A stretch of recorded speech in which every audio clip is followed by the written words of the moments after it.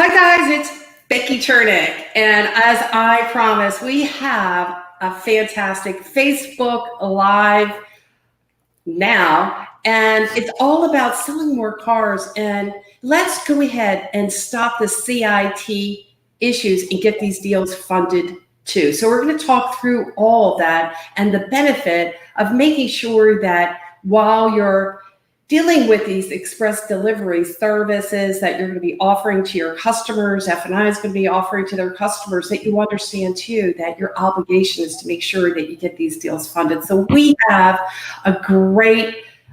we have several speakers that I think that you'll really enjoy, that will let you in on what's really happening in the industry as they see it. So I'm going to go ahead and bring Mr. Mike Jarman on from TurboPass. And I want you to know, Mr. Mike Jarman and I have known him for quite some time, and he really has his stuff together, and he really gets how to help dealers not only sell more cars, but also to get these deals funded and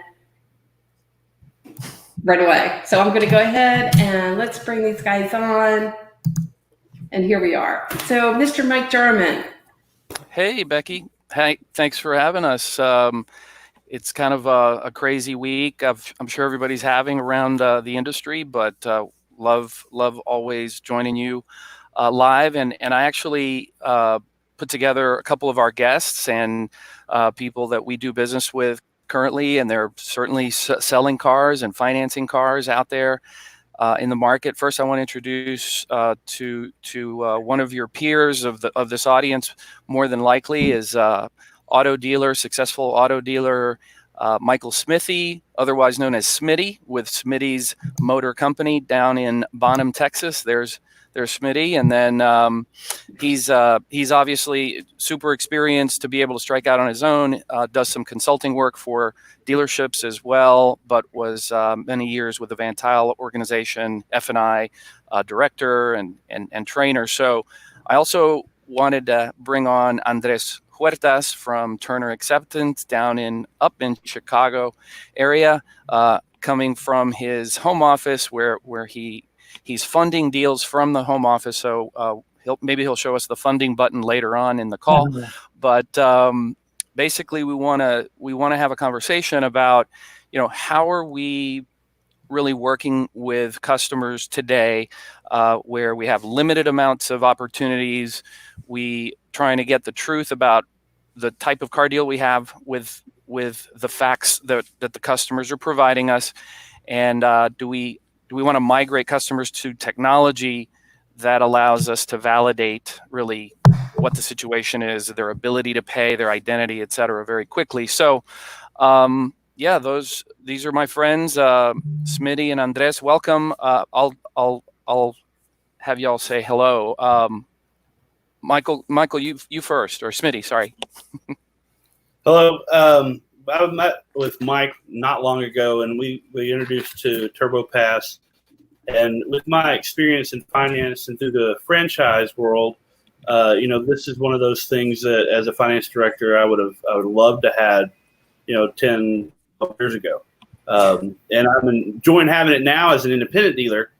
Wish I sold as many cars as we did when I was in the franchise, but it's definitely been enjoyable to have as now, but it would have been even better in the franchise. Yeah, we'll talk more about that as we go through a little bit of an agenda. But welcome, Andres. Thanks for joining us from the headquarters in Chicago. Hi, welcome, guys. Our experience with TurboPass has been great. We always at Turner look for ways to modernize and expedite funding.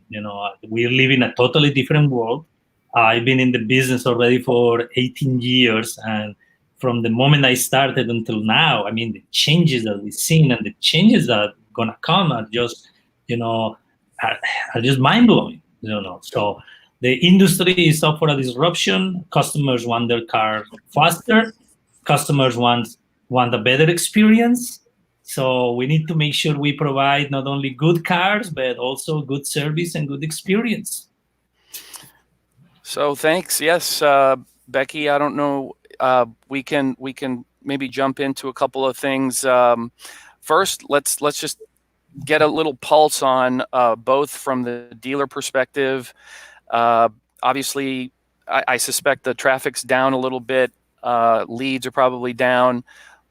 Smithy, can you give us a little update on how things have been going for the last 10 days?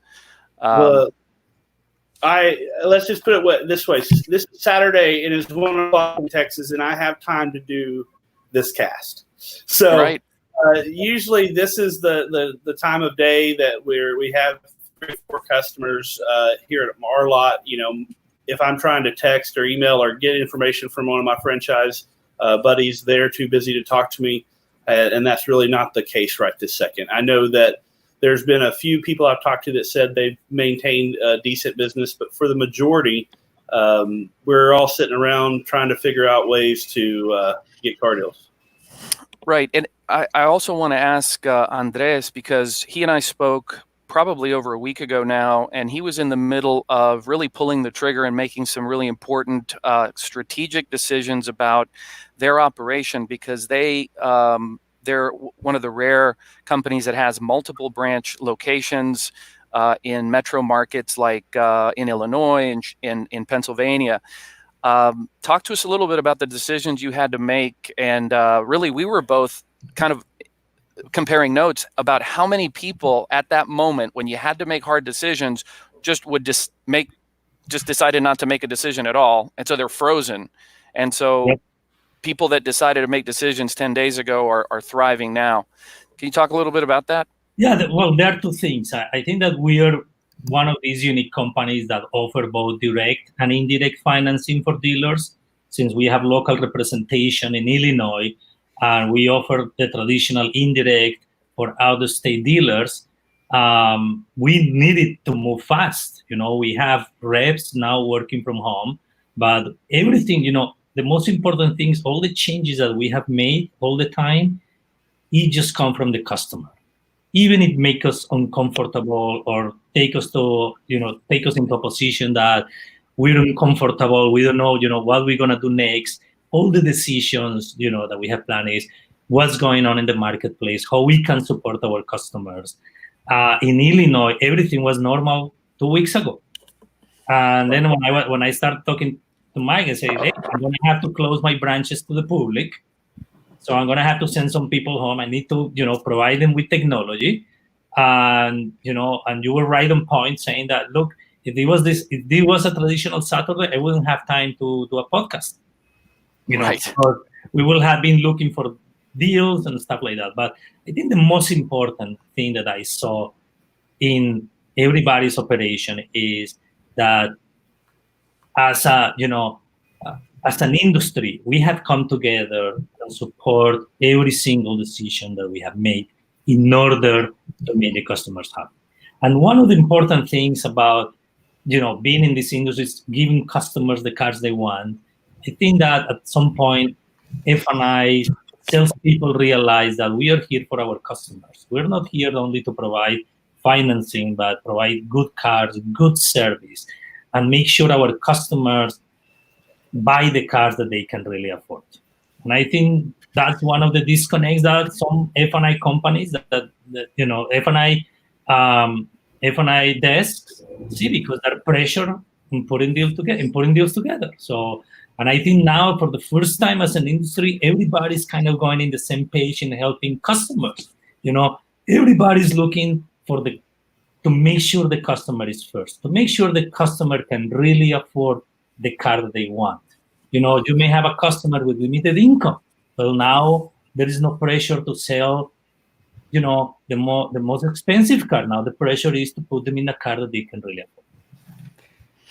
Well, one Absolutely. thing, Go if ahead. you don't mind, I'm just biting at the bit on this one. I have been biting on the bit for this one for many years. And just like you guys, I've been in the automotive industry practically, my entire life, and in F&I from many, many years, and in and out of dealerships all over the United States and in Canada.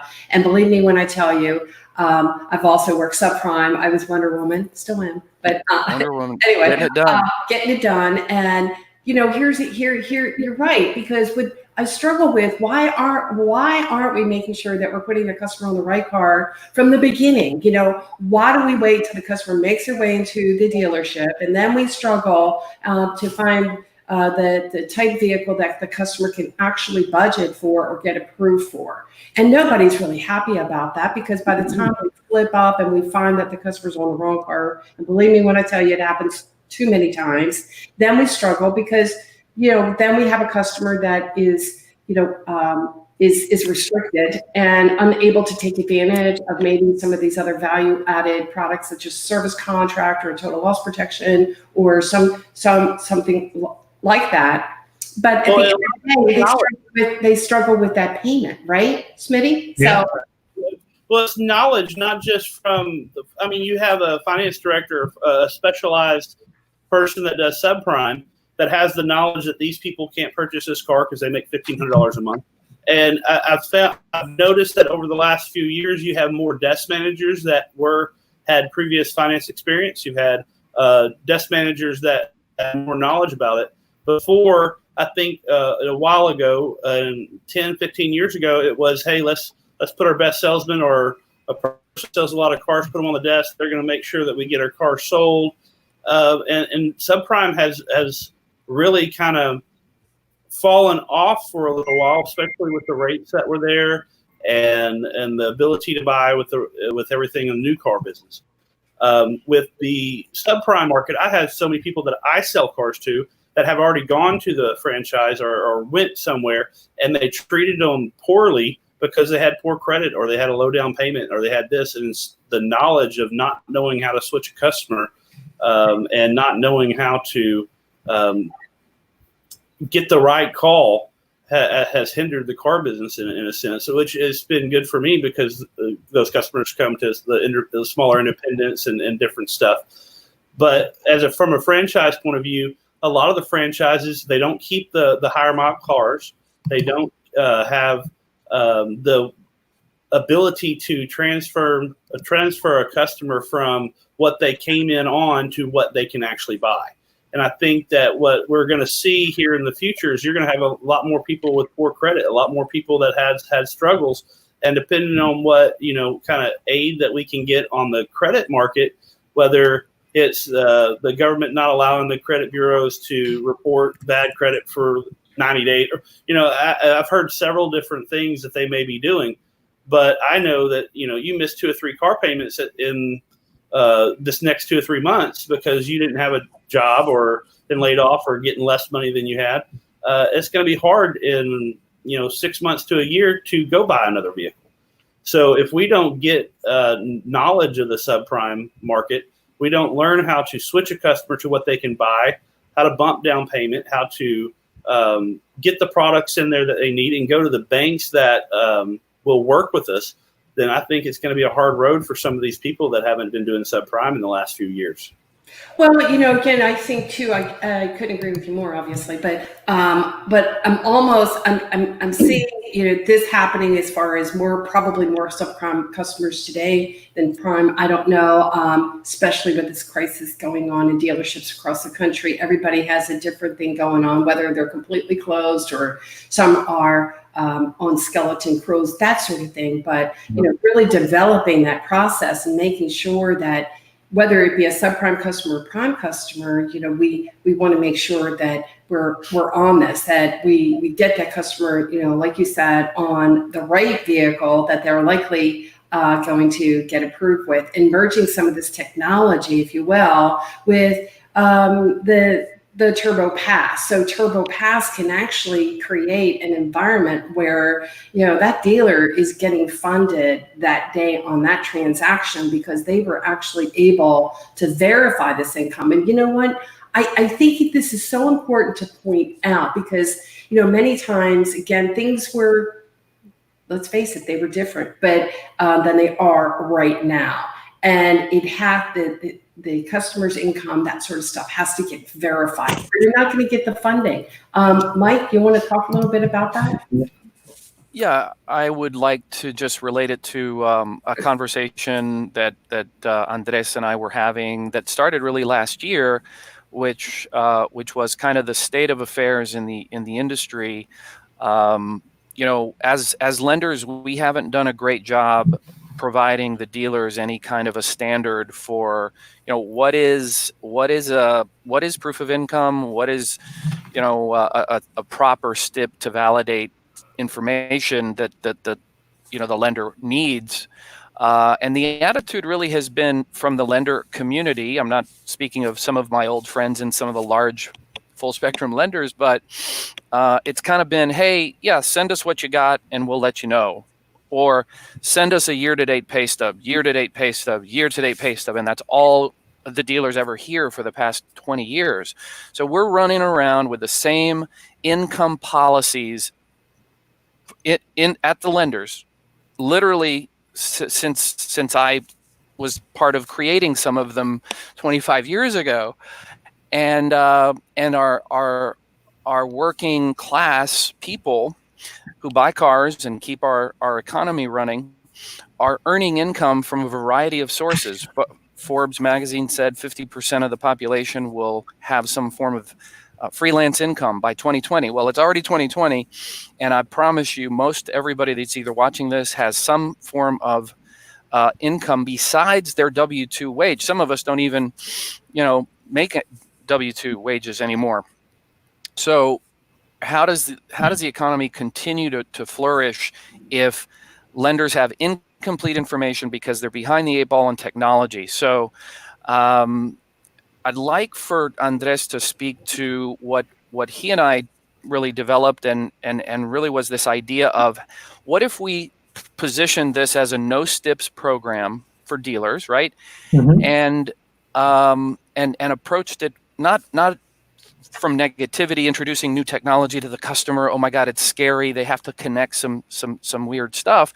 These customers are willing to do this stuff, and I'll get Smitty's opinion on that because there's some fear around new technology. But I'd like Andres to talk a little bit about what he's implemented in some of his select branches. Hey, Mike, before we go there, if you don't mind, I go wanted ahead. to make some call outs. As I mentioned, we've got some comments coming in, so I want to make sure we address those comments. Hey, there's Jim.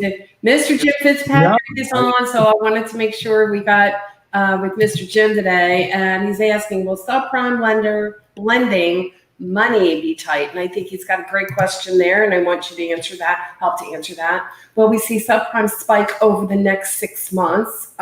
What's happening there? And then Anthony Santangelo, how are you guys handling approval calls that require POI for those that have been laid off but need to buy or lease a vehicle? I think that is a absolutely fantastic question. And I do want to say, hey, Lori Foster's on.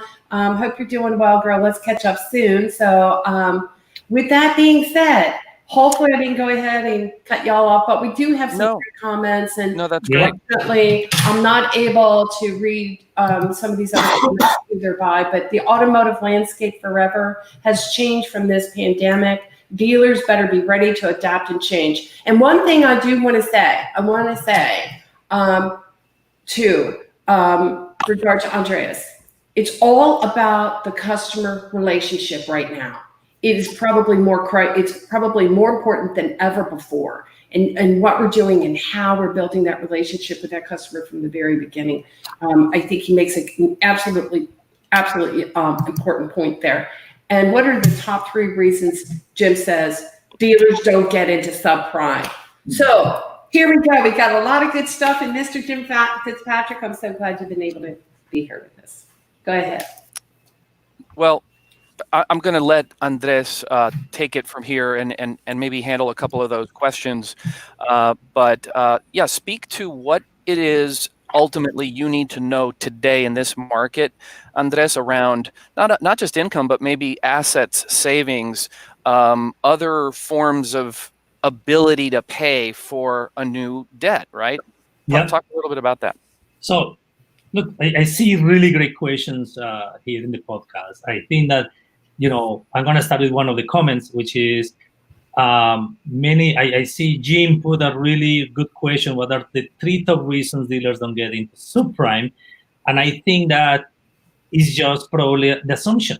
We assume that customers at subprime are just bad. And I think that a traditional dealer that have a lot of prime customers because they're prime, super prime customers. Nobody requires anything from them, and you can be pretty much put a deal together. While in a subprime situation, we know that we're going to encounter issues with income, but I think everybody is focused on credit and not on income. And for a subprime customer, affordability is number one. At Turner, we believe that our mission is to transform people's lives for the better by improving their credit. So for us, it's very important to make sure that the customer can afford the car that they're buying. We're not in the repossession business. We are not in the collection business. We're in the business of helping to transform people's lives. And I think in that sense, a car purchase is the second biggest purchase that a customer can do during his life, especially people that start in credit, that want to buy the first car. So we want to make sure that the customer can afford it. In the old days, we will ask for a bunch of requirements, bunch of steps. The customer has to bring A, B, C, D, and then he has to be a rehash, he has to be this, but in reality, it doesn't have to be that way. Now, with the technology that we have today, instead of interviewing the customer and asking them about their credit, asking them about what they do, how do they make money, how much they make, and also, they have a tool. And I'm going to give the experience on some of the conversations that we have with Mike like a year ago. Like, look, we assume customers don't want to do it, but they're already living the digital world. They're already in there. Now they have a tool where they can, hey, we just need to make sure you can afford the vehicle or to have a budget for a vehicle that you can buy. Let's do this. Few simple steps. For us as a lender, the lender want to know is the customer going to be able to afford to pay us back? That's the main question that the lender asks all the time. Of course, there are other things like, it is a good car, a good dealer, but in reality, when we rehash transactions or see transactions for approval, we really want to see, can this customer afford that? So, Andreas, let me ask you a question. Jim had a question. Will we see subprime spike over the next 6 months? What are your thoughts there? What do you think is happening? Oh, definitely. Because customers, one of the uncertainties of credit reporting is one of the things that's going to happen is we're going to have some extensions on their car payments, mortgages, credit cards, and I'm pretty sure, based on the current models that all the scoring systems, Vantage, FICO, they have already built in. This is a time. We're living in extraordinary times, yes. And a lot of these models were not built to support living in extraordinary times. So I don't believe that those traditional scoring models gonna adapt fast enough for the deals or for the needs of the dealer of today. The dealers that are working in the skeleton crews, how do they gonna get funded? And again, they're not. And let's bring in Smitty on this one, and then we'll talk, and then we'll bring Mike. But Smitty, right? How do you see this? I mean, how do you see this developing? I mean, it's in these dealerships. I mean, you've been around like me, and we don't have a lot of talent. I mean, don't get me wrong, but there's not a lot of talent out there. And talent like myself, and I don't mean that in being stuck up way, but we figured out the system, and we said we want to make our own money. So a lot of people that I know that were qualified to go out on their own have gone on their own, and they've had smaller independents. But I disagree. I think there's a lot of talent left in the franchise world. I think that it's not just the talent as it is the knowledge. I think that Jim is absolutely correct. If you don't get into the subprime market, there's going to be a lot of gross left on the table. And when I started selling cars, there was a finance director and there was a subprime director. Now there's not that in a lot of places. CAC, they had a guy that did CAC, it's out that did subprime. You've had a lot of subprime market, and say back in 2000 or so, when everything fell together, when we picked back up in 9 and 10, the subprime market is what really kind of picked the car business back up out of the ditches that it was in. And if we don't embrace that, the subprime market will probably double over the next 6 months or even a year or 2 years. And just like when you're telling your customer, you almost have to tell yourself, look, bad things happen to good people. We're going to get you in a vehicle now, and then as you build your credit up, come back and see us. And that's what's going to happen is those dealers who don't embrace subprime now, the customers are going to go somewhere else. They're going to be protected. They're going to get serviced properly from those dealers, and then they're going to be loyal to the new dealers. And the customer that may have sold them 2 or 3 cars that isn't subprime oriented, they're going to lose that loyal customer.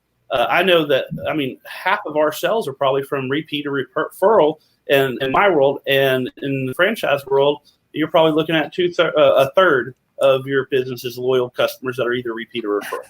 So with subprime, people have things that happen to them. Maybe it's not by choice. Bad things happen to good people. And if you abandon them when they need your help, they're not going to come back to you. I couldn't agree with you more, but here's where I might disagree with you. I don't know if you know this or not, but I'm also the host of the F&I Today show on CBT and have been for several years with Mr. Jim Fitzpatrick. I've known Jim forever long. I've worked in the Origination stores across the country. And I got to tell you, I think maybe in some of your neck of the woods, you have seen some really talented, really good things, talented people in F&I. I'm not saying that they can't be taught. I'm not saying that knowledge is obviously power. But what I am saying today, more so than ever before, we have F&I people, and I'm seeing it a lot, where they don't even have a rate book. They don't even know what their niche is. They don't even know how a bank buys. They don't even get their guidelines, for crying out loud. And so I think it's really important that, we need to train them up, and that we're not just shotgunning deals into a bank, just to shotgun deals into a bank, because we don't know how these banks buy. And I see this happening all the time, and they leave a lot of money on the table because of it. And I also know that I've been in dealerships where, you know what, they're scared. They'd rather have nothing to do with the subprime customer, and they'll boot them out the door simply. Well, reason why too is because they don't want to spend all day with this customer knowing that maybe the F&I person doesn't have the skill set to go ahead and get them approved. And then many times we have desk managers now that are submitting deals. It used to be the cardinal rule back in my day growing up that finance submits the deal. Well, wouldn't you know it, not happening. Now we have sales managers who have never been in F&I. This is what I'm seeing out there, that never been in F&I, wouldn't know how to put a freaking deal together, don't know how to take a TO. And I'm not saying all sales managers, please don't get me wrong. But we do have a lot of that going on as well.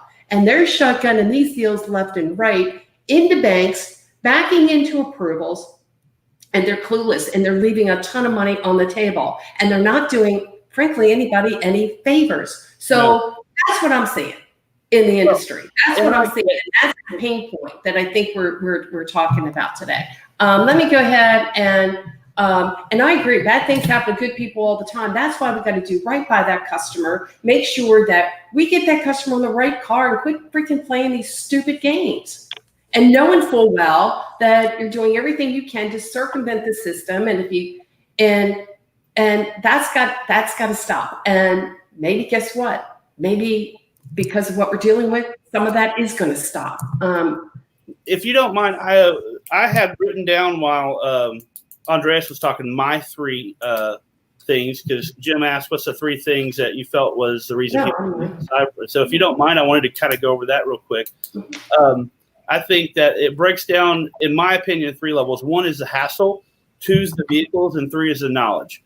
And then with 1, the hassle is you do have to gather steps. You do have to bump customers, whether it's bumping them to a different vehicle or it's bumping them money down, bumping them payment. And then you have to show them multiple vehicles sometimes.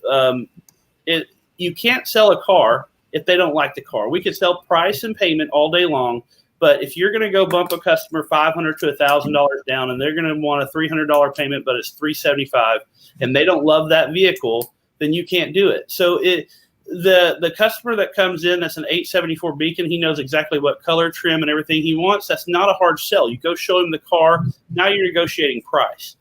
The subprime customer doesn't always get to choose what vehicle that they qualify for.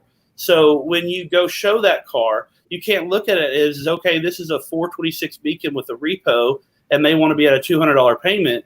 You need to go out there and say, this is what my subprime manager said that they could buy, and I need to make them fall in love with the vehicle so that they will put that extra $1,000 down, and they will pay that little extra payment. You got to take a step back to go forward sometimes. That might not be the vehicle that they love or want to keep for 10 years, but we don't need them to keep it forever. We just need to keep it so that way we can reestablish their credit and get them into what they do want. And a lot of times if they get the 2010 Ford Fusion and they want a 2015 something, if you can keep that long enough for us to reestablish your credit, then come back and you may be paying the same payment for that 15 with lower miles than you are with that 10 with higher miles, because now your credit's reestablished. We get better rates. We get better terms. The bank's more interested in it. Now, on the vehicle side of it is dealers. I see a lot of these franchise dealers, if it's over 75,000 miles, they're sending them to auction. And I love it, but it's not helping them. So for me as an independent dealer, that's perfect. Keep doing it. But if you want to continue getting customers, then you've got to keep those vehicles and maybe stretch from 75,000 to 100 or 125. Because a lot of these people that come in, if the vehicle's in good shape, they'll take a 110,000 mile vehicle because they need a vehicle. They don't want to be embarrassed. And then knowledge. Knowledge is key, because if you don't know how subprime works, you can't tell a customer how it works. You can't, whether that comes from the sales, from the finance, from the sales managers. You have to understand credit. You have to understand how credit works. And what we're going to get into is you got to get a little bit more knowledgeable in the car business and stop just being a glad hand or a order taker. If you want to sell more cars, train your people to have knowledge of, hey, look, they've had payments that they've missed, they had repos, and go out there and stop talking to these customers like they're pieces of crap and explain to them what they actually did wrong. They know what they did, but we don't need to treat them that way. They're still customers. They still buy the cars, and they still pay our bills. Yeah, well, I couldn't agree with you more there as well. But, how many times, and I'm just throwing this out there, we have customers who have derogatory credit. There's some stores that have more than others, and they're probably training some of their salespeople up on, that sales process. What's the best way to handle that process and still be what? Compliant. We still want to make sure that we're doing the right thing as well. And we just, and there's ways to do that. But at the same token, let me tell you something else, that happens is that we're going to keep doing what we've always been doing. And how many times do we hear that, don't we? Right? I don't make this up. I mean, this is it. And you know what, Beck? We're going to go ahead and we're going to put our customer on a car, and a car will do, and we'll figure it all out. Don't even worry about it. That's their training. That's the problem, isn't it? And I'm going to have Andreas talk a little bit about that, because is that it or what? That's it's like, right on point. Yes, sir. Go ahead. Right on point. And actually, for the people that are watching right now, I will give them, one simple thing that you can do now to sell more cars and put subprime customers in cars. We already know many dealers worry about the credit, about the program, and it's not about that. It's about putting the right people in cars they can afford so they can move up the credit ladder. It's about putting the customer first. How you can put the customer first? Well, the process, if I have my dealer, the first thing I will do when I have a subprime customer is not worry about the credit, but worry about the income. And now, because there are tools out there like TurboPass where they can actually verify right in hand what the real income of the customer is, then any subprime lender will work with you in making sure the customer gets into financing they can afford, So we transform their lives, because this is our purpose, guys. Every time that we work with that Supreme customer, is that we are there transforming their lives, improving their credit, so they can move up and buy a better car next time, and move into a bank or another source of financing that that is available. So I basically, think this is the most important thing. Income. We know already that the customer, subprime lenders know that the customer gonna have challenged credit. We already know that. So articulating about the score and about this and about the collection, sure, it's somehow important, but knowing the income and knowing that we have a good customer that's gonna commit in improving their lives, that's crucial. And I would like, everybody should share this information. well, I hope so. I again, comments. I'm going to do some comments here, Andreas. Thank you so much. You make it definitely. Again, I couldn't agree with you more. So well said, Laura Berman. Good to see you. Glad you're here. So she says, well said. Don't forget that there are still dealers out there that do not want that customer in their stores. Wow. Those dealers are missing out. I'm going to tell you a little story. And hopefully I'll make it quick and easy. But when I was in F&I, and actually I was in a Toyota store in Annapolis, Maryland, and they could swear up and down back in the time, they could swear up and down that there was no such thing. We don't have subprime customers here, Becky. How many times did we hear that, Becky? We don't have subprime customers here. And there was another time when I was working with the Gwaltney Automotive Group. Hi guys, if you're there, Gwaltney Automotive, I love you guys. Hope you're doing well. But I'll never forget that store. As long as I lived, Bill Gwaltney and he just purchased this GM store, whatever, and he was like, Becky, we predominantly only have cash customers here, and every one of them have a 750 and higher FICO score, just the way it is. And I said, that's impossible. How does that exist? How is that even possible? That's ridiculous. That is the dumbest thing I've ever heard in my life. And it's like, don't get me wrong, but it's the dumbest thing I've ever heard in my life. I've just been to the mall. I get it. So don't get me wrong. It's a mindset. It's a culture, like Laura is pointing out. It's this what you get used to stuff. And you get that F&I person in there with that mindset that, you know what, we can't get these deals approved. And maybe they can't because, you know what, you got them on too much car to begin with. And so by the time, here's the headache, by the time they make their way into the F&I office, what the hell do y'all want me to do with this? How am I supposed to put this deal together? And then, of course, we want, oh, by the way, whatever you do, don't talk about the income. Hell, don't even bring much it up, because if I can go ahead, if I can get this deal done, however which way it is, and, I get that. But at the end of the day, these are the practices that we're putting in place. And this is why we miss the target, because we're not consistent. We don't have a plan that we have in place. I mean, you can't just slam a freaking deal into an F&I office and say, have at it. It's a miracle. We're selling cars today. And now you have what we have today. And so this is why, dealers cringe at it, because now all of a sudden they're like, what do you want me to do with this? We can't even keep these kind of customers on the street. And then they do some dumb off the wall crazy stuff and spot some of these without doing their what? Their due diligence and making sure the POI checks out and all the other stuff that goes along with it. So then by the time the customer has to come back, guess what? Nobody's making anything.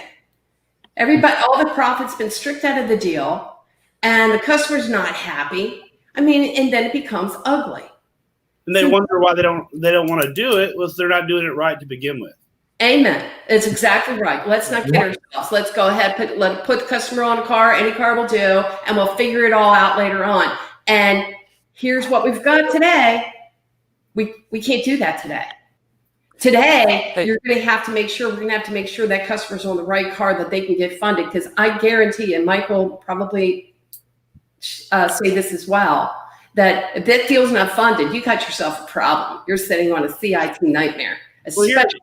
My philosophy's always been like, I don't care how many cars I sell. I care how many cars I can fund. I can sell cars all day long. If they don't fund, then it doesn't matter. Yeah. So, I don't mean to do this again, but I'm going to go ahead. We've got a couple, if you don't mind, comments, and please feel free, guys, to talk on them. I grinch when I still hear Robert Moore. I grinch when I still hear salespeople and finance managers tell customers that they can refinance after making 3 to 5 payments when they increase their FICO or Beacon score. Can't say I blame you there. And here's Clayton. TurboPass does so much for my clients, dealers and lenders. You know, I've been so impressed with the TurboPass has done. There are more benefits than just these steps. I've realized firsthand. And by the way, it's not just for the subprime customers. Totally agree with that one, Clayton. Yeah. Absolutely.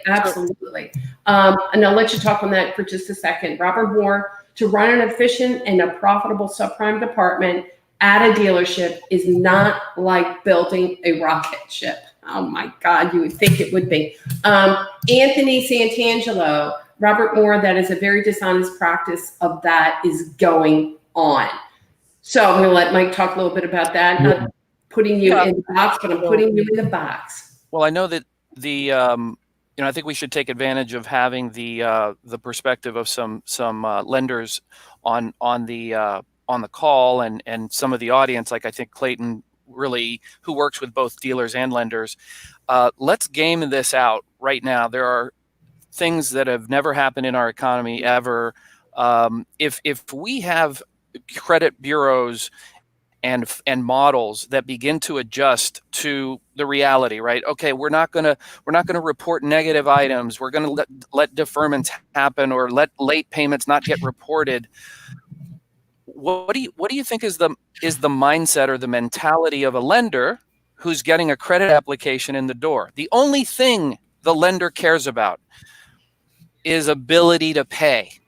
That's it. Credit's out the window. I've been saying that the modeling and the predictive stuff and the technology that that we've lived on top of for the past 40 years, unfortunately, some of that data that gets pushed up, and we've all seen it. Becky, you've seen people that are sitting in a dealership with 5 paid autos, but they have a couple, medical collection accounts that jack their rates up from, possibly 4% to 14 or 18, right? So ability to pay is what is on Andres's mind right now. It's the only way he's going to pay your contract. And as this thing just really accelerates, you as a dealership at the front of the process, at the tip of the spear, you're going to have to maybe lead with this and say, look, we want to sell cars, but we also know that the only way for us to make sure that this happens seamlessly is for us to validate, not just verify or get the story or get a piece of paper. We're kind of dancing around something that is really prevalent, unfortunately, in the market, which is sometimes customers walk in with fake paper.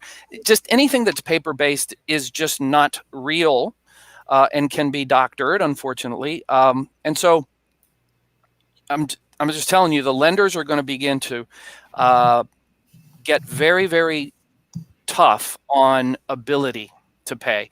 So obviously this is why we're on the air, and I think people haven't really tried to really dig into how this works, but I'll let Smithy maybe talk about it because he's implemented this, and in the first 24 hours, it's kind of changed his approach, because when he can send a text in 2 minutes to the customer, hey, I'm going to go ahead and have you link up your bank, your prepaid account with NetSpend. I'm going to have you link up your PayPal from the business, and it's all in a report that my lenders trust. That's what we built, so that it's seamless from the customer to the dealer to the lender, and and it's not that hard. I can get you. We can have you using this actually for free. I want to give it away to lenders right now to see what dealers who want to do the right thing, like Michael Smithey, with their customers, get them the truth. The lenders that accept TurboPass are going to fund your deals much quicker. So maybe Smithy, you tell them. This was maybe 3 weeks ago when you first started using it, and it's kind of changed your approach. So talk about that a little bit. It has changed my approach. It has changed several different manners. And, anytime you get a product or you get an opportunity to look at something new, when I was first talking to Mike, he said, well, this is about getting your deals funded faster, getting steps waived. And I was, of course, interested in that. But then once he signed me up, I noticed there's a lot more possibilities. I mean, you have compliance issues where is that their bank statement? Is it not their bank statement? We want to trust. I want to trust that when a customer brings me a document, it is their document. But that may not always be the case. So we have a compliance issue that with the TurboPass, when I send them the text, then they log in. It gives me directly from their bank account. You have the security. Well, I guess maybe that's the security also. I have opportunity. I get to see how they're paid. If they're going to be paid by direct deposit, most of my lenders not only want their W-2 or 1099, they want to see that they are actually receiving that. A lot of Social Security, wait staff. We've had a guy that owned his own company. Even if they can show proof from a document, if they're getting direct deposit, then the bank's going to want to know that. I know that Westlake, in particular, if you have a Social Security, then the part of their step is to get bank statement showing that Social Security actually came in. So the TurboPass has allowed us to look at that from a different perspective versus the customer bringing it in. I've had people that send the credit app in. I send them a text. They get it back to me. I'm having my STIPs, my POR and POI, which if you have the bank statement, it's going to show your POR, and many banks are going to look at that. Mm-hmm. Both of those are already covered. The ability to pay, the ability to get funded. I know that we've had several talks about people wanting to dang near have the deal funded before the customer leaves. Well, when I look at it, I look at the POI, I can calculate that, the POR, insurance, driver's license, whatever they need. I need all my steps up front. With TurboPass, it gets at least two of those. So if I got POI and POR, now I got to have the customer get insurance, and I got to get a copy of their driver's license. But other than that, then it's almost car deal. It's a car deal. It's already now you're looking at a prime type stipulations versus subprime stipulations. But the security for me also is if they're putting their make $2,400 on their credit application, they get direct deposit, and they have an average deposit of $700 a month. Well, there's a red flag goes up. Why are you getting direct deposit $700 a month, but on your credit app you make $3,700 a month?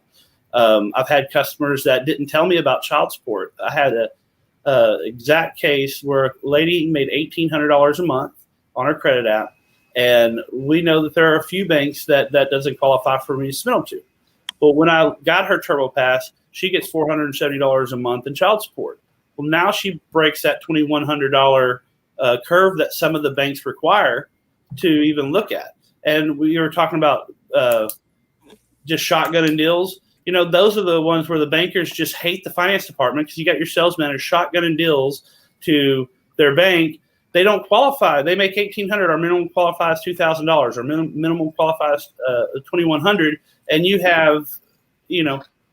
Well, I'm going to say something on that one too.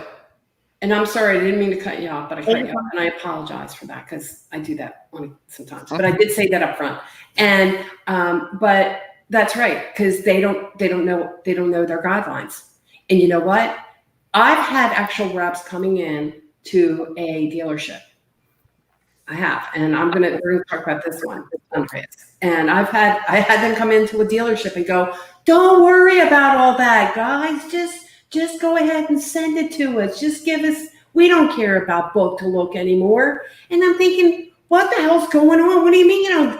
No wonder this is happening all over the freaking place. We don't care about that. Go ahead, send it to us. We want to look at everything. How many times do those reps come in there to your dealerships? I know that's what they're saying. Just give it to us. Let us look at it. Meanwhile, you know why they don't care? Because if they happen to get the deal, they've actually cost you money because they have. Right. And all I needed maybe was an extra $500 maybe from the customer to make a different deal happen. How many times has it been? And I know, Smithy, I know we've been here together, you and me. We'd look at a deal and I would go, oh my, it's tough. This is a tough deal. But it wasn't until we met with that customer, right? and we conducted a credit interview with that customer. We had an understanding of that customer. And then from that conversation, we then were able to go ahead and figure out, where's that bank relationship? Who do I have that niche and bank relationship that I can marry the two together? And all of a sudden, the whole story changes the approval.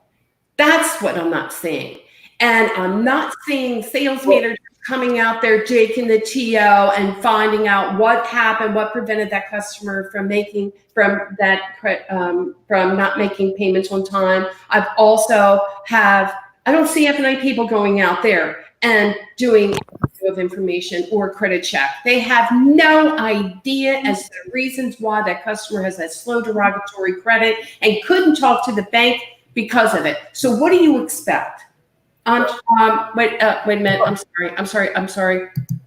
Jim, why are we talking about STIPs and deep background checks in this business? We have to have a disruptive company that introduces a rent-to-own product. 500 credit scores can rent a car from any rental car company and drive it forever. If they don't pay, the rental car company pops the car.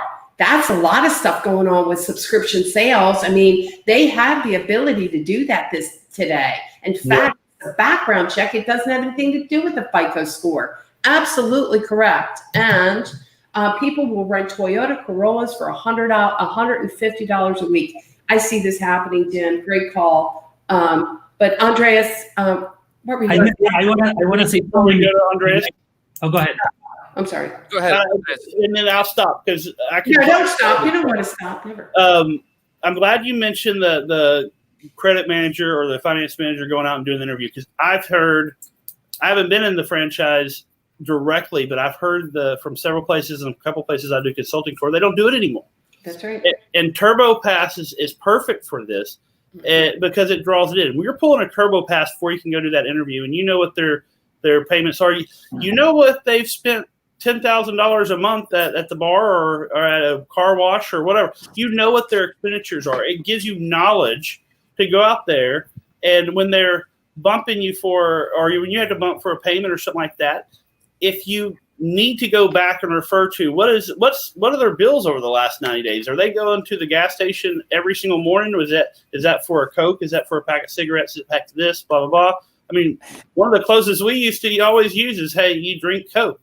Yes, I do. How many Cokes do you drink a day? I drink 3 Cokes a day. Well, can you drink only 1 Coke a day? Because that's $2 a day. Right. If you do that, now you're looking at $60 a month. So how about this? Instead of drinking 3 Cokes a day, let's drink 2 Cokes a day, and now you can afford your monthly payment. But the TurboPass gives knowledge. It gives information. It gives you ammunition to go out there. Not just for your waive your STIPs, not just for POI or POR. But what if they have $10 in the bank account and they're telling they're going to put $1,500 down? Well, how are they getting it? Yeah. Or if they said they only have $500 down, but they got $3,000 in their bank account available. Why are you only putting $500 down? So it gives you knowledge. It gives you information that will help you close the deal. And it's a multi-tool is what I told Mike. I said, if we use it as a multi-tool, then we can take advantage of everything that it has to offer. I just think that the whole landscape, guys, is changing up. I mean, we're going to have to do more and more dealers are going to have to promote online sales, getting information earlier on, which, and I bring this up because that's not a bad thing. It's actually a good thing. There might be a silver lining in this whole thing. And I always like to think that my glass is half full than half empty. But, we need to figure out better ways to engage with that customer sooner. Let's address this stuff. Let's make sure that, we have the right information. Let's link it to TurboPass. Let's make sure that they can validate, for crying out loud. You want to try it another way after the fact? That's up to you. The company TurboPass, what it does is it validates. It gives you the information that, hey, you know what? There are a lot of customers out there. Some people out there. There's some that will falsify documents, like Mike said, and I've seen it. I've been there. I've looked at some of the stuff, and I'm like, who came up with that? I mean, but I won't say that. Other people too much better. but the Andres- customer just doesn't do the best job either. So dealers have to protect themselves. So this also helps to streamline that process. And, I think, yesterday I was talking to another dealer, especially their Service Express service, and he picked up 15 sales, 3 times the labor rate. That's big, all online, okay? Appointment driven. Not bad at all, really. And he says, you know what, Becky? They had to force me into doing this. They had to force me into doing this service valet, express drive. And he goes, let me tell you something, going forward, that's what I'm doing. So this is again, that silver lining. So dealers, maybe it wouldn't, you'll find that, you know what, if we don't do this, we're actually not going to help. We're not going to sell more cars, and we're not going to maximize our profits. Mike? And I think Andres had a couple points to make to get his perspective. Andres, go ahead. No, a lot of information here. Good information. So one of the things is many people assume that finance companies, we love paperwork and we love dealing with paper, and actually is the opposite. In our sense, in our company, and one of the things, Becky, you're right on point with the sales reps visiting dealerships. That's why our company doesn't have any sales reps. I only have people with credit authority having relationship with dealers so they can educate them and put deals together that benefit the consumer. Right. And one of the things is, I'm more willing to work with a dealer and put deals together once I know that the information that we receive is accurate and the customer can afford. And I know, we have used TurboPass for verification of address and verification of income. And once we do that, it's not like we need steps. That's why they call it not steps. It's just what we needed was satisfied. We don't need a trace of paper and copies of other things in order to put, because those requirements were already satisfied, and we know they're accurate. We know that if we do the deal the way that we're gonna prove it, we're gonna help transform people's lives. And dealers spend thousands of dollars in advertising trying to get customers, but sometimes the simple tool, the easiest way to get exponential sales is connecting and knowing your customers, the cars they can afford, the budget, because they're going to bring other people very happy to the dealership at zero cost. And that's more powerful than a lot of advertising. Everybody going to be probably doing the same, the car gurus, the old experience. And then when the customer walk in the door, they really don't know how to handle, how, it has to be easy. It has to be, how it has to be that experience. So now having a digital tool is powerful. Dealers going to have advantage versus other competitors in putting the right car together, the right transaction together for the benefit of the consumer. And that's really putting the consumer first.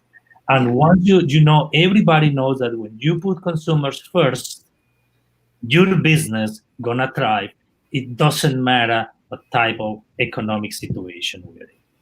Well, let me ask you guys a question, and amen. Amen. You and me are definitely on the same page, and I'm definitely on the same page, but if the deal doesn't get funded, you don't have a deal.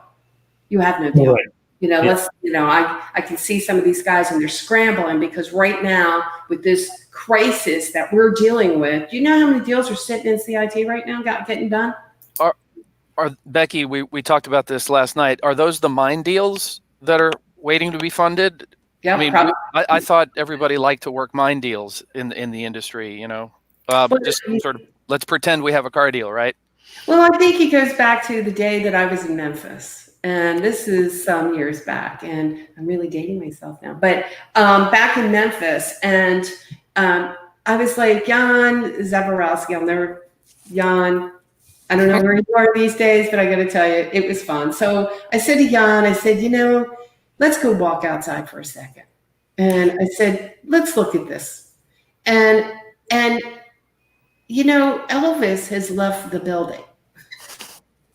What we did years ago, things change. And you know what? Some things I happen to like back in the 80s. It was fun. or 70s or whatever the hell it was when, but the reality of it is Elvis left the building. I mean, spirit, we love him, but you've got these mind deals have got to stop getting into that F&I office, and they're going to get stacked up.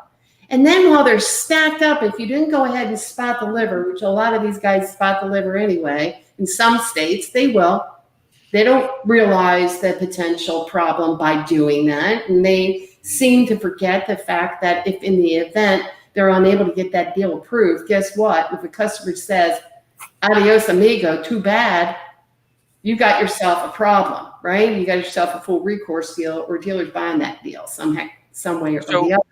But that doesn't make more car deals. Mine deals do not make more car deals, and mine deals don't maximize profits. So we need to get over that. Just to be serious about that for a moment, because I know a lot of the guys and gals out there have car deals that are stuck in CIT. They're stuck in the funding shop.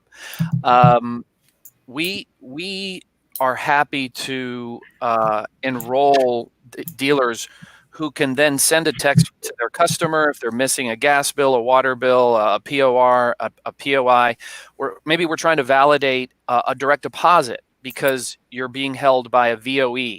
So we helped the Toyota dealer this week who had pulled a TurboPass on March 9th, and they had a direct deposit on the 3rd, right? So they rolled the deal, but it took, 10, 15 days to get to the lender.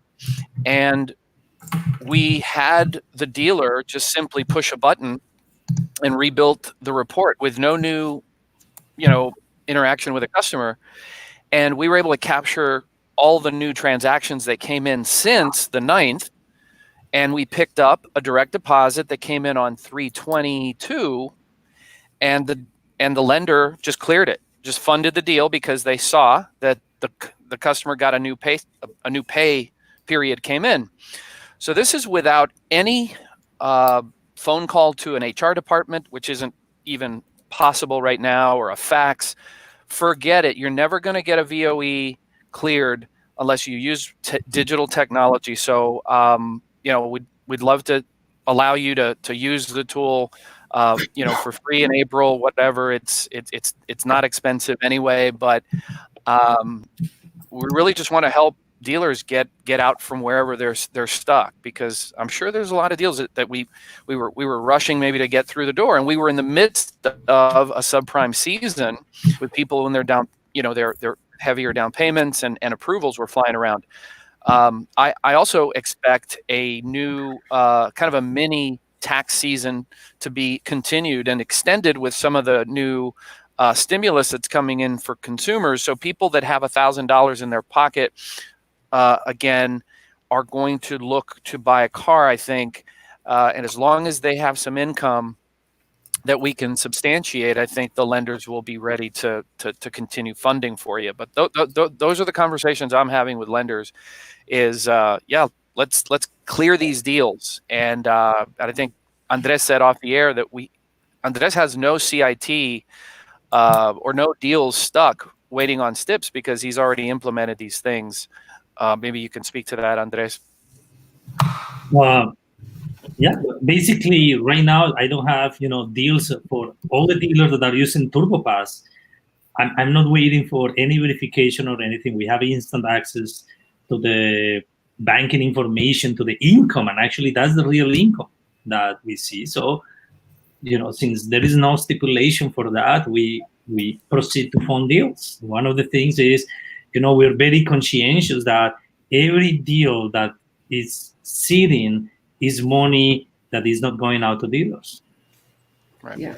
Well, one thing I'd like to say about that is here. I just want to make sure that we address that we need to do a better job in making sure that we're doing these. Let me get rid of this for a second. I want to make sure that we're really understanding that we have got to put F&I online. We at least have to offer the customer the options of doing either F&I online or this express delivery service where a customer is not having to be boggled down in the dealership all day buying a car. Yes. Everything needs to be validated, ready to go, call an express service at the dealership or valet, or even where the customer, the vehicle is taken to the customer. But the bottom line is everything is done, completed online. The F&I person has the deal validated. They already know what bank likely that they'll have approval with, and also have done an effective menu presentation, whether that obviously be through a webinar, through Skype, or through Zoom, through some digital means. And they're able to type up the paperwork, but some of these guys are able, and they do offer the DocuSign for those documents to complete, and as much as they can. And then also the rest of those documents are signed through a digital means. So Andreas, if you will, could you talk a little bit about that for us? Yeah, and actually, we were talking a little bit earlier before the podcast started that, the situation with COVID-19 had moved more people to technology than ever before. Right now, all, direct and indirect and paperwork, we're able to do DocuSign with every single customer. So if there is if there is a document that the customer needs to sign, we will contact the customer and have the customer DocuSign it for us. Okay, so you're permitting DocuSign for documents such as for internal, internal, such as because still the customer needs to sign the contract at the dealership and take possession of the vehicle.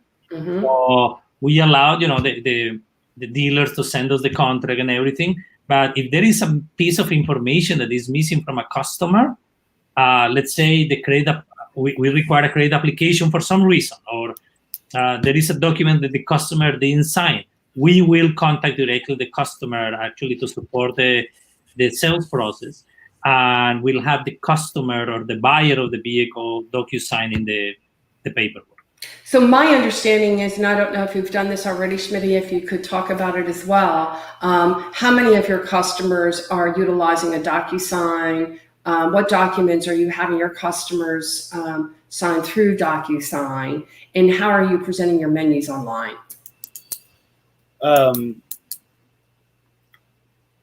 With Westlake and Western Funding and several of our lenders that we use, they already have like an e-sign, e-doc, it's like that. Now, I'm not required by the bank to have them typically sign an e-consent, but I always print out an e-consent document and make them hand sign that one, where everything else is going to be mostly automated, but they still have to sign. I want to physically sign a page that says that they have the right to use their digital signature.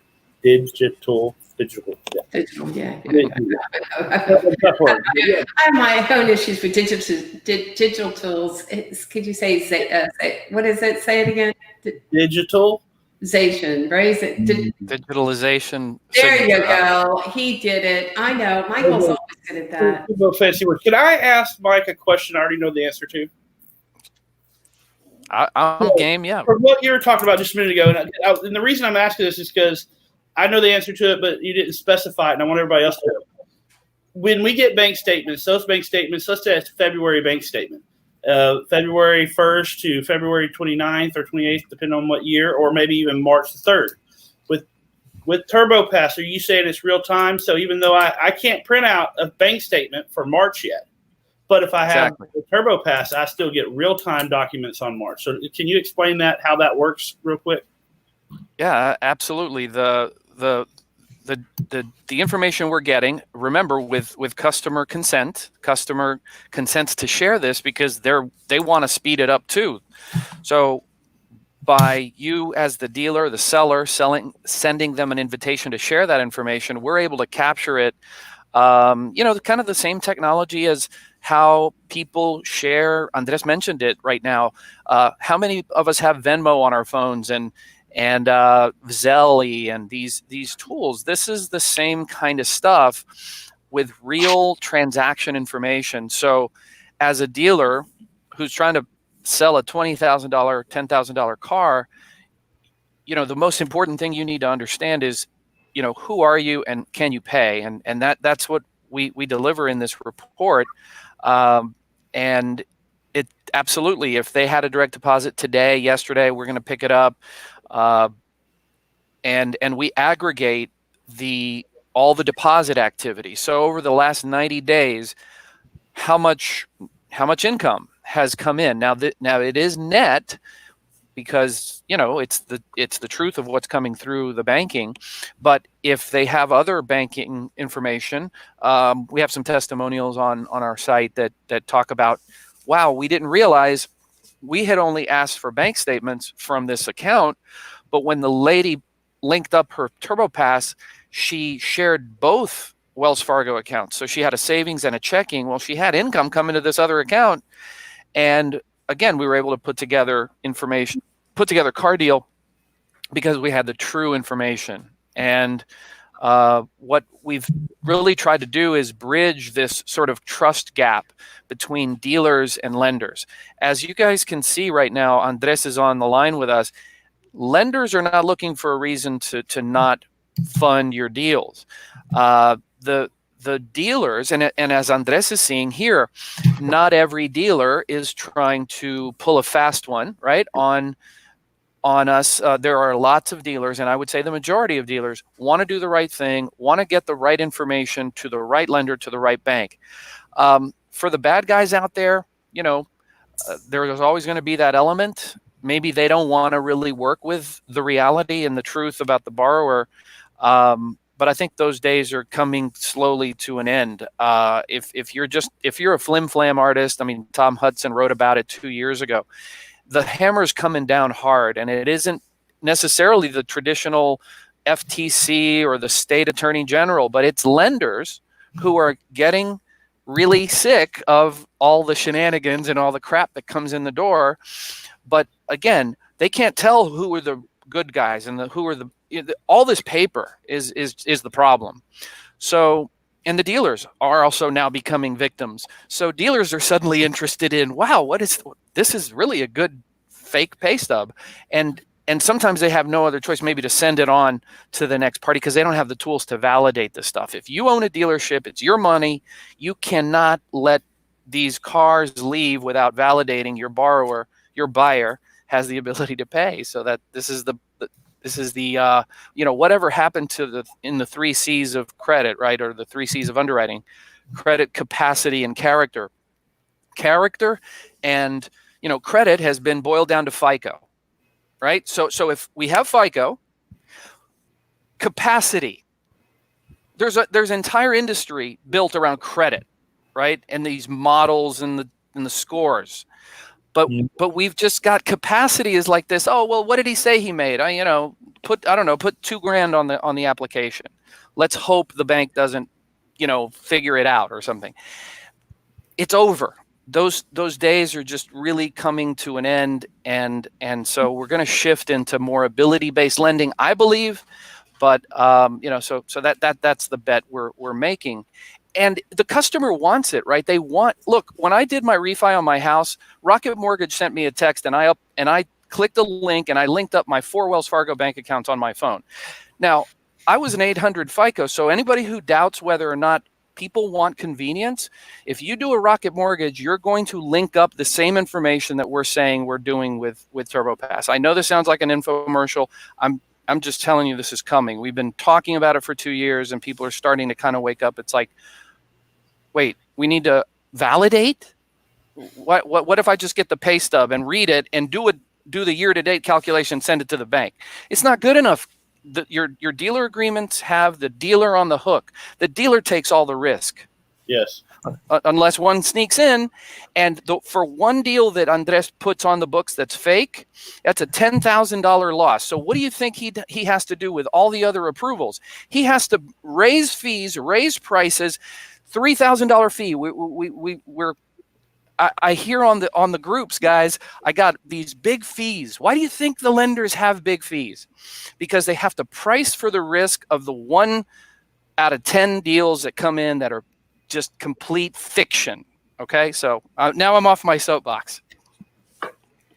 So how are we handling this? Because at the end of the day, it is about more education, and are we training our salespeople up? Do we train our salespeople up? We had a question from Jim Fitzpatrick earlier. Are we training our salespeople correctly as far as how do we land the customer on the right car to begin with? And, are we tripping up? Are we bringing customers? Now, I had the F&I roundtable, right? I had the F&I roundtable in Baltimore, and I had one in Atlanta. It was great. It was fantastic.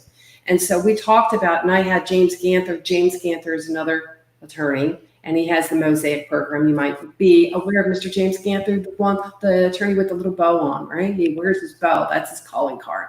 Well, anyway, he was talking about, ready to flip out, because he was like, are you kidding me? You're actually dragging customers into, and we talked about this too, Mike, we're actually dragging customers into the dealership, and we haven't landed on any car, we haven't looked at a car. Now we're pulling somebody's credit.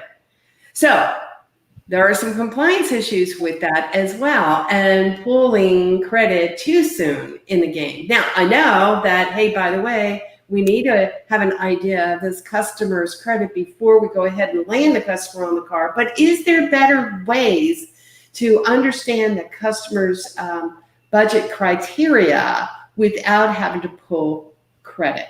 Mike? Yep.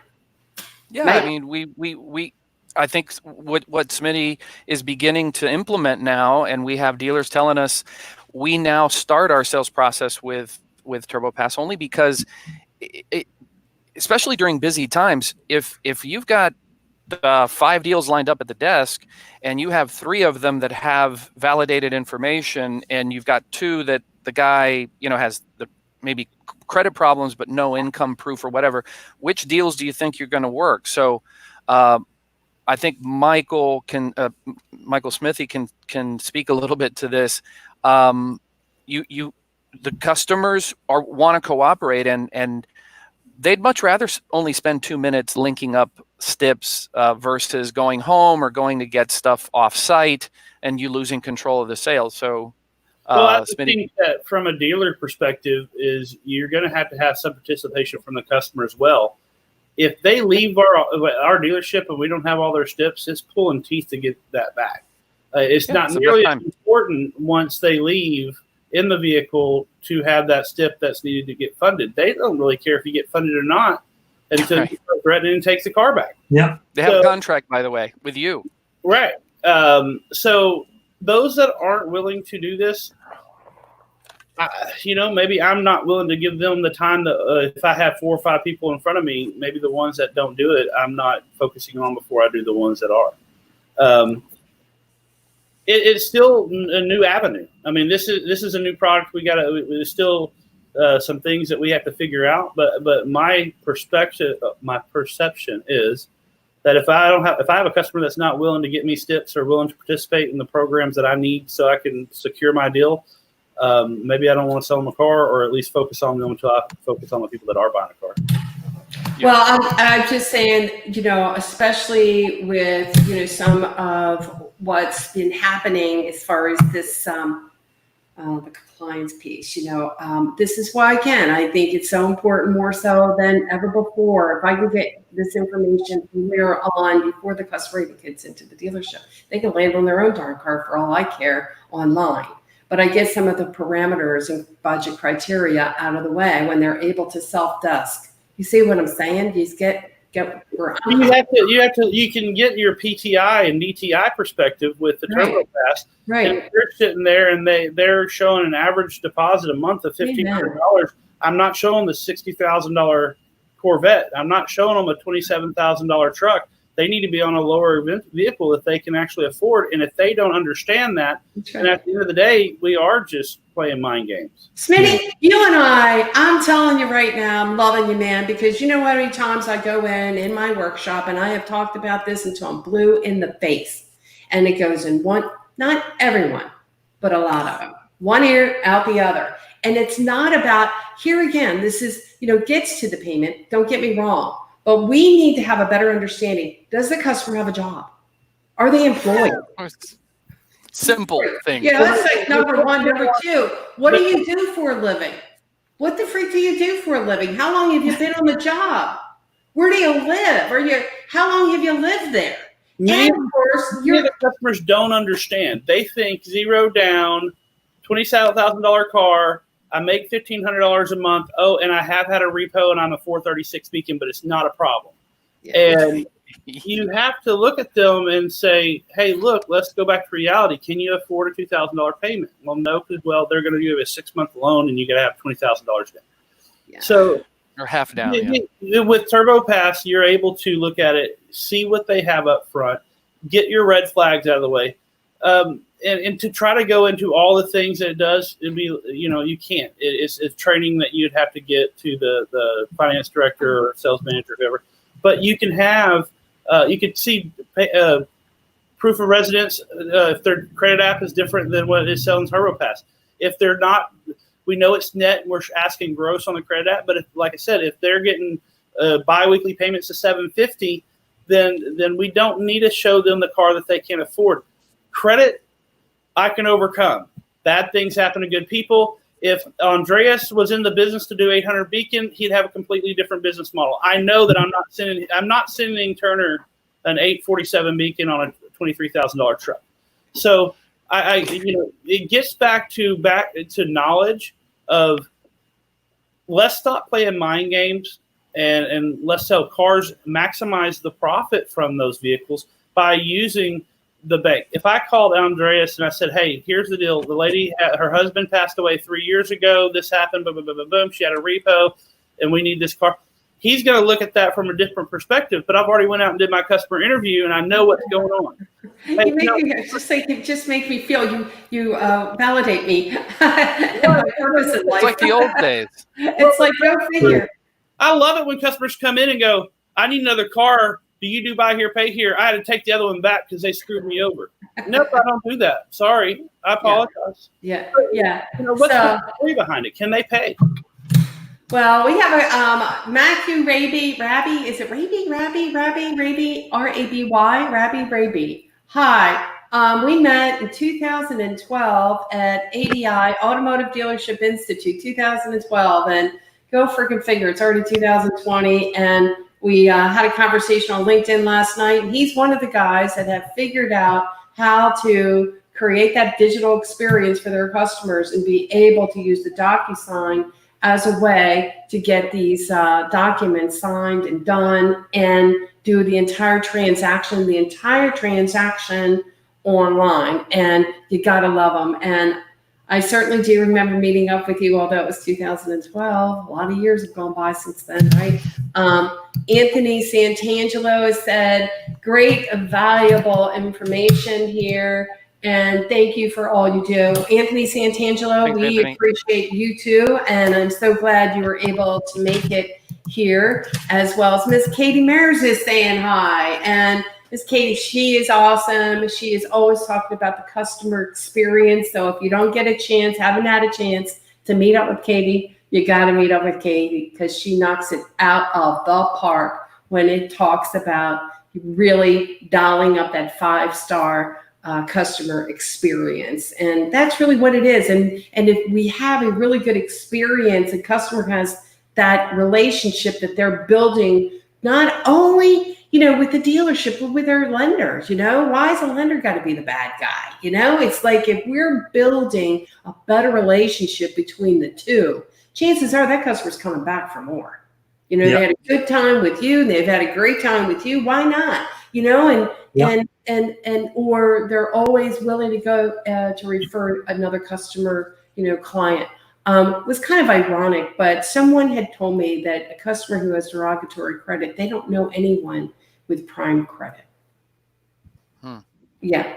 On another Facebook Live that I did, again, they don't know anyone. They're that prejudiced.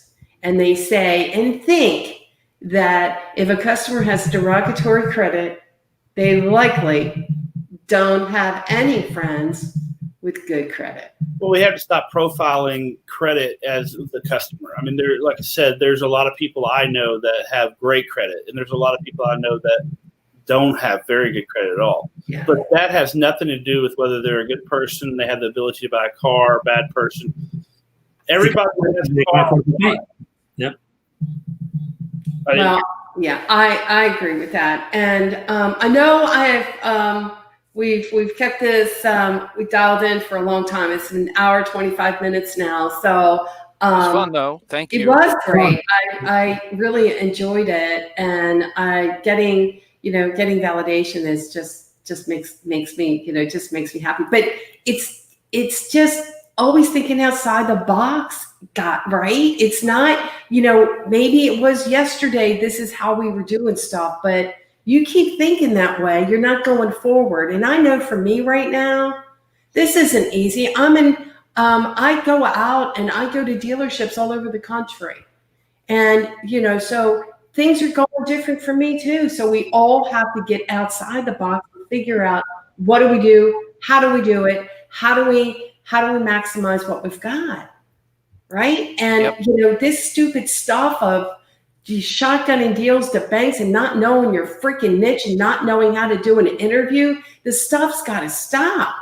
And dealers need to take hold and say, you know what? We need better training. We need that training to make sure that we're doing that validation. We're contacting our customers online. We're doing what we can to put these deals together and quit the stupid mind deals already. Sorry. Yeah. No. So look, you make the good point. The only people right now working actual live car deals, more than likely in every store, are the guys that have the experience, the knowledge, and the expertise to put these deals together. The people that have gotten sent home, unfortunately, are the ones perhaps in the last 5 to 7 years. All they learned how to do was do dealer track shotgunning and hoping for a green check mark. So, this is just the life that as credit cycles, cycle through. At the height of we had a subprime boom in about 2011, 12, 13. We had a lot of young used car managers saying, "Yeah, I don't need any more lenders. I don't, I'm good with all the lenders I have.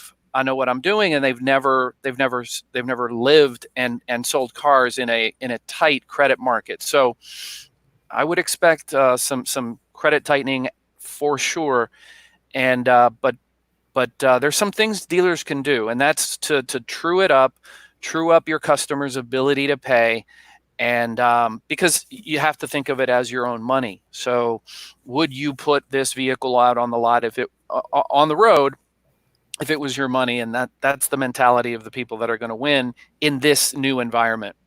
So like years ago, well, even now, the mentality was that some of these stores, if we're not pulling enough people back in, we haven't been aggressive enough. Meaning if we haven't spot that vehicle and bring the customer back into the dealership, we haven't been aggressive enough. So that in of itself, that mindset, we might want to have to obviously rethink. And some of these guys, they want to push the envelope. Okay. They want to pass through that gray line. It's like, you know what, if I'm not aggressive enough, I'm not selling enough, we're not selling enough, we're not profiting enough. Yeah. Well, and I don't risky. Unfortunately, I don't necessarily disagree with what they're saying. Is we got to bring some people back, but how many are you doing? Are you doing 2 or 3 a month? Or are you doing 15? You're 20. You're gonna, to be aggressive, you're gonna get some vehicles back. It's gonna happen if you're a bigger dealer, and it is what it is. Yeah, but look at how many you're doing. If you're doing 2 or 3 a month, then you're probably fine. If you're doing 15, maybe it's not aggression, it's ignorance. Well, I got to tell you right now, in some of the stores that I've seen customers out not getting funded in 30 and 45 days still. And if that doesn't blow you away, nothing will. And they just think, oh, that's business as usual. That's just smart. And meanwhile, you couldn't get a deal funded. You can't get a salesperson paid because obviously the deal hasn't been funded. You can't get funding. You can't get, and some salespeople do get paid, but then they get the charge back because they can't get the funding done. So we all know that game, right? But that's what muddies the water. And we're in so many stores across the country, and there's pockets, right, of more stores that are aggressive in certain states than others. Let's face it. I mean, they spot deal all day long. In fact, I've had dealers actually where they brought customers back purposely. They purposely put out in a deal, knowing full well that you're going to bring the customer back into recontract. We all know what that's called, yo-yo, but that happens all the time.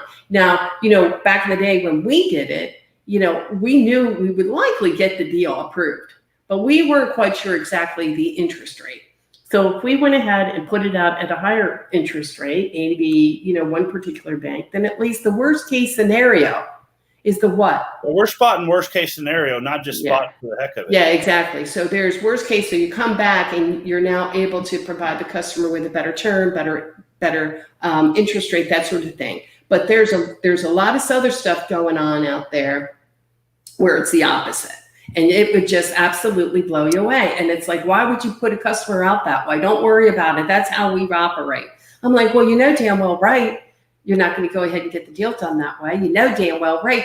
It's never going to get approved for a lease, or it's never going to get approved as a prime deal. So it's just really kind of interesting. So now, I mean, here we are with these mine deals again, and really having to take a step back and go, how aggressive is too aggressive? Mike? Yeah, I mean, are you willing to learn something new? I mean, I do find that if you learned how to do the business in your first year or two in the business, you have a tendency to continue that for the next 18 or 20 years, and so you're not putting yourself in a position to learn anything new. But hopefully, I think the people with good intent and want to stay in the business long term will survive and thrive. I just, it's probably worse than maybe we can imagine out there. But I believe most dealers want to do the right thing and sell cars the right way. What does right mean to different people, I guess? And it goes to Michael's point about ignorance, because some people may not even know that yo-yo, I know Becky, but yo-yo is actually not illegal. And that customer has a signed contract when you put him on paper, if of course you've given him the copy of it, which again, a lot of dealers won't give copies. But it's just a problem and a huge nightmare waiting to happen. How many compliance attorneys are ready to take you down if you're especially if you're a large dealer group with deep pockets, and I think for the most part a lot of that's gone away in the publics. They just can't afford to have any sort of shenanigans with the publics. But you can't control every single person down to the salesperson. And I have been told by the head of compliance at a dealer group that said, the most dangerous conversation right now we're having is between a customer and the salesman, asking questions like, how much money do you make? And it's just totally subjective. Like, oh, is that well, gross or net? again, let me throw this out. I do think you can make a difference, and I think every store needs to be responsible for that difference. And I think that, to not have proper training, that's their own fault. They can have proper training, and they need to have training from sales to desking to financing to finalizing this transaction in the F&I office. You know what? Again, I got to tell you, I just get to the point sometimes, and, I know there's a lot of good dealers out there that even think twice about hell. They don't even want to do subprime financing. Yeah. They don't even want the headache. That's what we were talking about earlier, because they just don't want to they don't need it. They don't want it. They don't want to be around it. But, again, they're missing opportunity because of it. And the problem, the issue is training. It really is. It's not rocket science. It's like, why can't we do a better job training? I train sales. I train desking. I train F&I. And you know what? I do it online. I do real-time webinar coaching. We can get these guys in there and trained up to do it right to begin with. The thing is, it's interesting because when I'm in a workshop and everybody knows me, I tell it the way it is, or I feel that it is. I don't sugarcoat it. But the reality of it is, you're asking these guys to do a presentation worksheet on the floor, and you haven't even watched them do it. They would know how to present that worksheet if their life freaking depended on it. And you know what? That's the dealer's fault. Why aren't you making sure that these guys are trained up, know what their word tracks are, their meet and greet, whatever that may be, depending upon your dealership and how you want to go about doing it? Why aren't you making sure of that? Why aren't you making sure that you have a map that, for your road to the sale process? And then from there, desking and making sure we're taking the turns that we didn't need to be taking from the desk to verify and validate that this transaction straight to begin with, even before it makes its way into the F&I office, that the customer has actually agreed to the terms of a sale, which never doesn't seem to happen before the deal makes its way into the F&I office. And now F&I, we're back to, like you were talking earlier, Smithey, about now we're box closing, right? We're not doing interviews anymore. And now we're box closing and trying to put deals together. It's a training issue. It's a mindset. It's what we're allowing to happen in these dealerships. And I'm just calling it the way it is. And I wish we'd stop sugarcoating this stuff and letting these guys got to know you can be very profitable. We can sell more cars, but you've got to be consistent and you've got to train up. Sorry, Mike. My opinion, very passionate about that. My opinion is TurboPass to be used between the sale and finance. What's between the three of y'all, because we have different perspective from Mike, who owns TurboPass and has a lot of experience in the auto industry. You have a lender, and then you have a trainer. What is y'all's opinion on when TurboPass would be best utilized during the sale? I mean, I'll only give you the perspective that we've heard from dealers using it successfully, and the best place we find it really is, some people call it step 2, which is in the needs analysis, right? So if you are working the deal properly according to certain sales processes that are out in the marketplace, in that needs analysis we're discovering, right? We're trying to figure out what the customer needs are. What is their current budget? What are they buying? What are they trying to buy? What can they afford? What are they trading? These types of things. And if you want to change the destination and the time of how long this thing needs to take, and by the way, you can do this online now with a lot of the tools. Sending them a simple text, we're hearing dealer salespeople even saying, I'm just sending them a text as we're writing up and putting together a credit application, so that the sales manager has all the information in order to give us some direction on which way to go with the vehicle. But that's my opinion. We've seen it used even all the way after the customer's at home, and we forgot to link up something, but that's the design of the tool. It's a dealer tool first, and then it benefits lenders like Andres. Yep. No, Mike, I agree completely. I think that this is the moment where we look at all our processes, dealerships, obviously, lead management and sales, and finance companies in general, how we can incorporate now technology and be in an environment where we cannot be with our customers all the time, face to face. Right. How we can get deals funded for sure based on the approval. I think that now the dealership shift is going to become more from the approval into, is this deal really going to get funded? Right. I think and I got to tell you, the funding process was, is the deal going to get approved? Do I have 3 green lights and 1 yellow? But now it's really, they're going to start looking into, because cash flow is king, it's when I'm going to get the money for this. Yep. No, I agree as well. I think the sooner we know, the better. I mean, why sugarcoat it? This is what you earn. This is what you make. This is what Yeah. you qualify for. It is what it is. I mean, it is what it is. The deal doesn't get done unless the funding, the bank says so. It is what it is. And, we can't lie about it. The customer, let's keep a customer for life. Let's make sure that the transaction, and this is why I think, especially for dealers that cringe on subprime, with TurboPass, they don't have to. They've Correct. already made sure, right? We're already making sure that's been taken care of. There's no headaches. There's no headaches in the deal.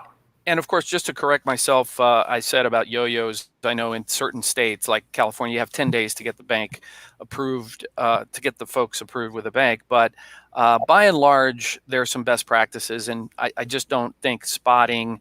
A yo-yo deal, by the way, is when you purposely are taking the customer out of the marketplace. It doesn't matter whether you have a 10-day, 5-day, 3-day, whatever. It means that when you take that customer out of the marketplace and you do it because and you full well know that customer likely is not going to get bought by the terms that you both agreed to. That's being deceptive. And it's UDAP, right? So it's that's part of UDAP, but it's also UDAP. It's also illegal to say to a customer, "Oh, by the way, these are the terms that we've agreed to in good faith." In good faith, that's what we do, right? That's good faith. That's what we're saying, and you full well know. I'm not talking about we got to guess through this. We got to kind of figure out. Well, not necessarily even that. We just don't know what bank might buy what, but we know we're going to get this done. I'm not talking that. I'm talking when, in fact, when a customer's not going to qualify for a lease, they're not going to qualify for a prime bank with no money down at 84 months. It's just not going to happen. It will never happen.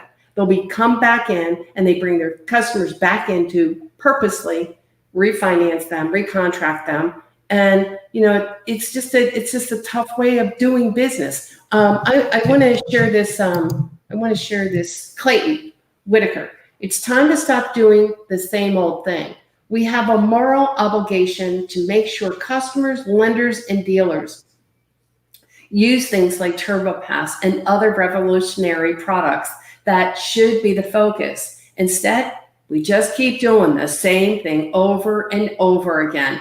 Now's the time to be bold. Success follows the bold. Amen. Amen. Absolutely. There's my flag right there, the torch. Quit doing it like yesterday. Make the change and make a difference. We are obligated to do so.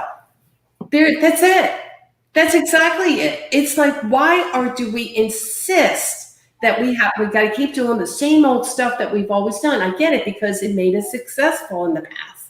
But maybe those things today won't help us to stay successful or build our business, retain more customers, and be more profitable.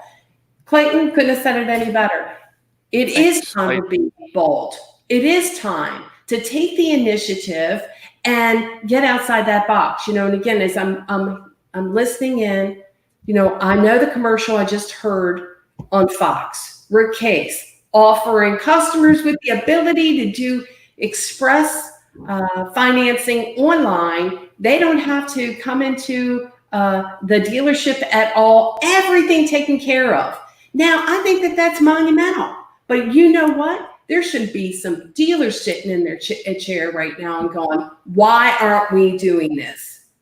Why aren't we doing this?